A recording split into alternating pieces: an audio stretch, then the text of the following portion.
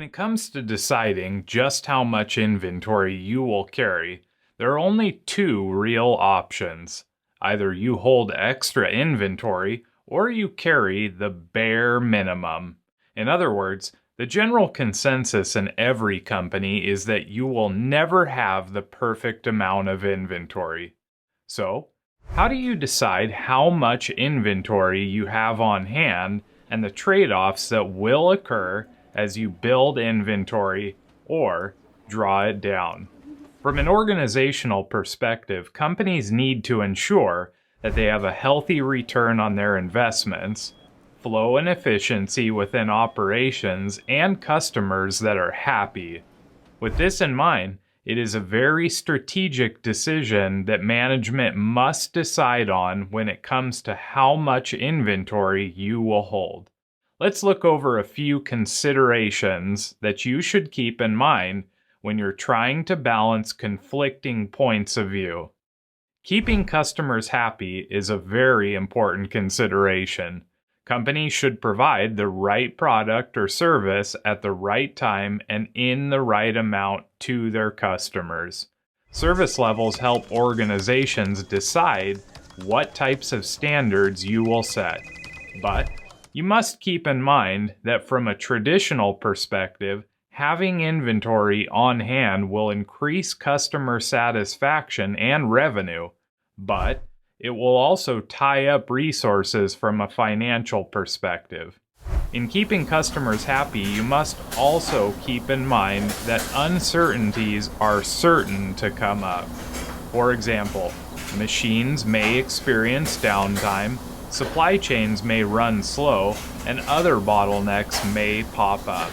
Inventory can help mitigate these uncertainties, but you must be aware that focusing on customer service tends to increase inventory in order to decrease delivery lead times and the inevitable stockouts. While this method of improving customer service may improve revenue, from a financial perspective, it will also increase manufacturing costs. Methods like the just-in-time system can oftentimes balance conflicting trade-offs. Having a healthy return on your investments is crucial.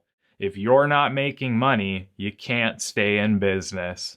With that in mind, it is very important that inventory turnover is high and the amount of inventory you hold is efficient and at the lowest possible amount.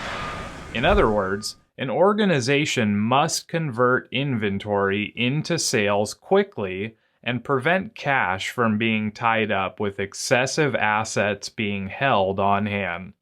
While this goal is a good one, it also gives birth to the possibility that customer service may suffer and flow and efficiency may slow down.